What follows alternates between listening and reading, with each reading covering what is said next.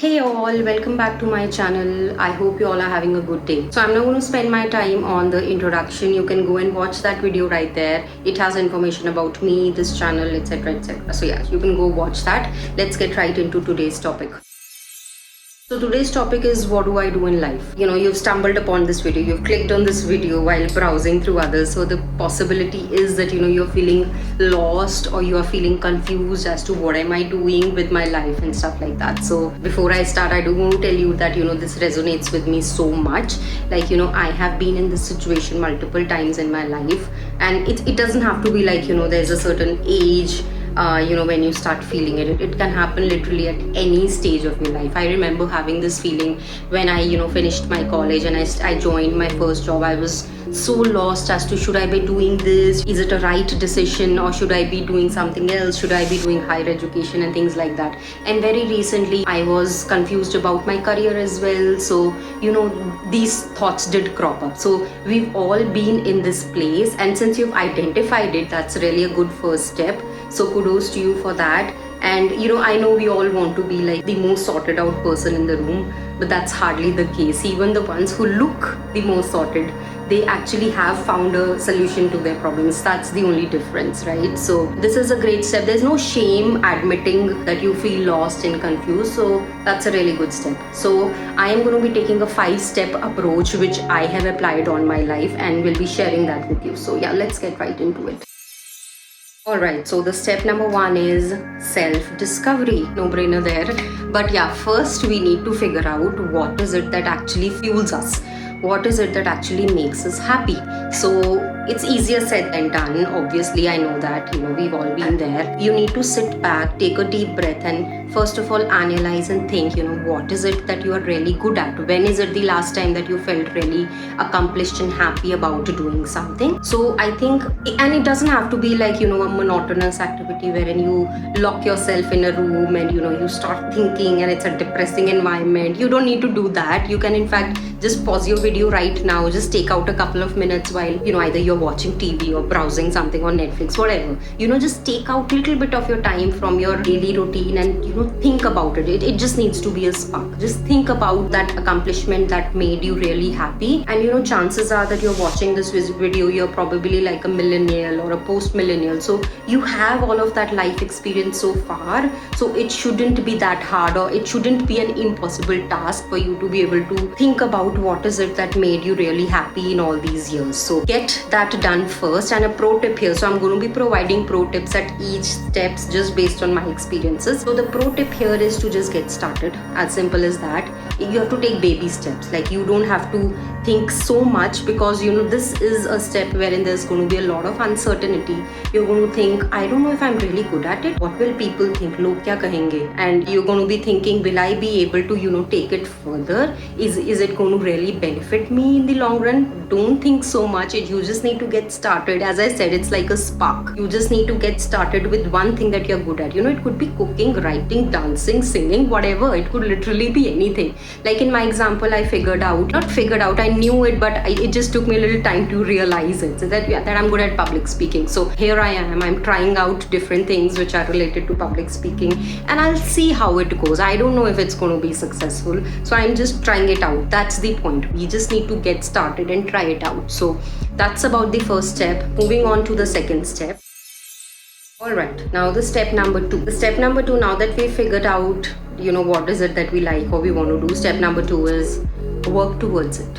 Simple. Yeah, as I said, it's simple. It's it's simpler said than done. It's easier said than done, sorry. So when I say I started thinking I'm really good at singing, as an example. What are the platforms that I can first of all develop my skills, and then being able to showcase my skill? That's just as an example. So by working towards it, I mean start strategizing it. What is it that you want to do? First of all, maybe you want to gain proficiency in that. So that's going to be the first step, and then you move forward. Maybe you're already so proficient, it's just a matter of getting it out in front of somebody, few people, many people, things like that. It could literally be a lot of things that you can do out of it, but you need to start strategizing. You need to start small. First, make plans for what is it that you're going to do. Like, considering this in mind, how do you see yourself in 1 month, 3 months, 6 months from now?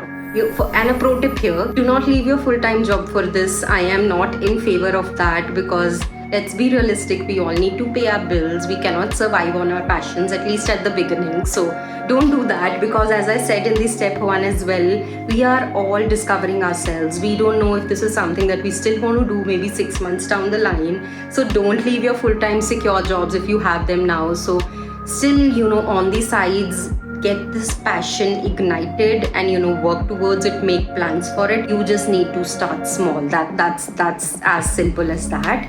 And a word of caution at this step, when you're strategizing it, don't plan too ahead of it. Don't plan like 1 year, 2 year, 3 year ahead of now. Don't do that. You're going to get lost. You're just getting started. So take those baby steps and just get started towards it. But do something each day. Make a plan for it. Otherwise, you're not going to get it done. So that's the step number 2. Let's look what step number 3 is. Oops, I forgot actually to give my life experience with step number 2, wherein I said work towards it, make a plan towards it. So as I said, I'm good at public speaking. So I started off by using Instagram. I've been using it for maybe a couple of months. I've seen a good feedback there, and that's why I'm transitioning to YouTube. So that was my plan. So I planned on on a weekly basis on what do I want to do on Instagram, and then when is the right time to switch to YouTube, and maybe when is it going to be the right time to make other moves. So it's all planned. It doesn't have to be random. So that's how I have worked towards this step. Step number 3, work hard and work smart. Now what does that mean, right? So now at this point we've discussed first 2 steps. You know what you want to do. You have started planning for it. You've started strategizing it. Now you need to execute. You need to work towards it. Also, now we are in a situation wherein we have a full-time job.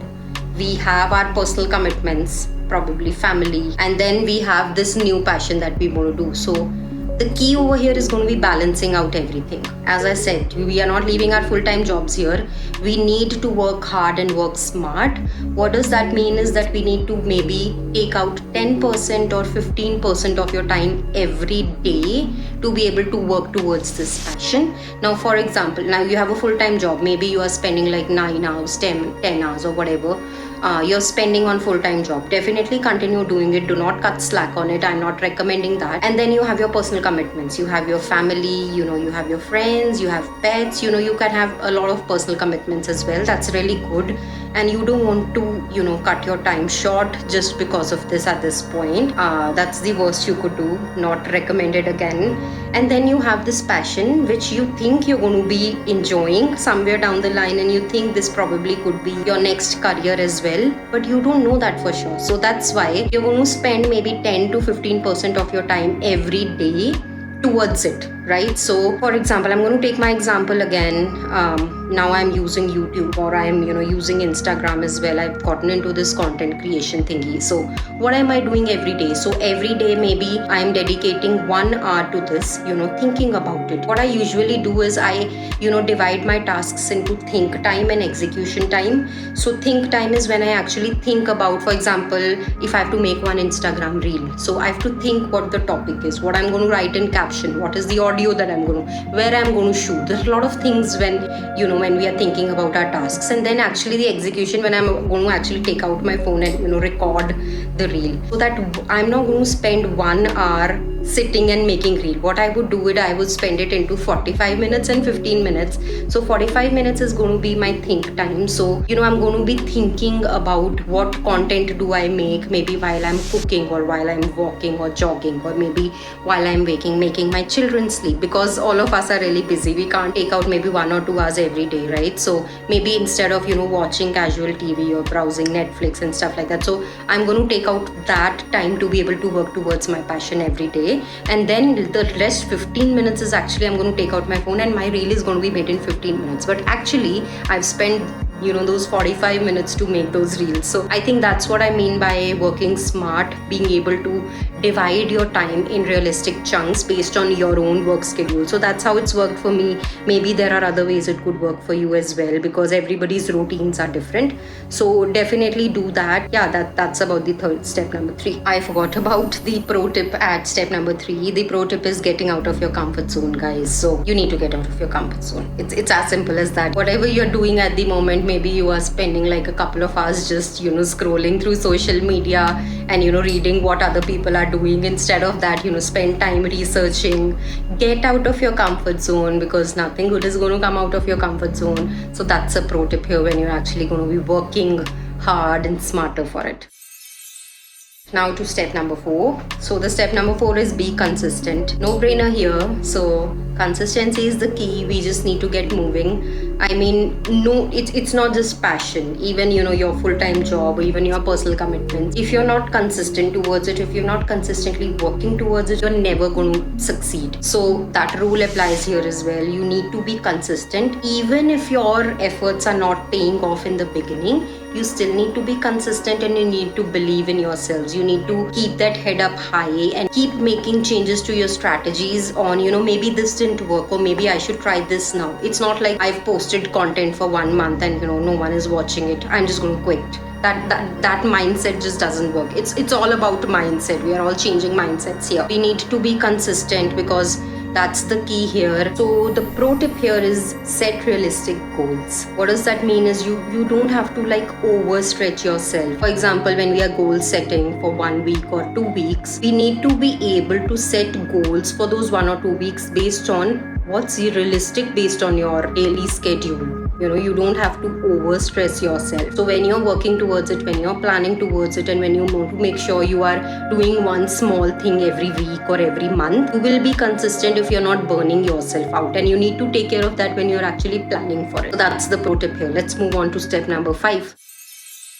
Alright, now to step number 5. So this last step is repeat. So what does that mean is we've tried now. By this time, we figured out what we want to do.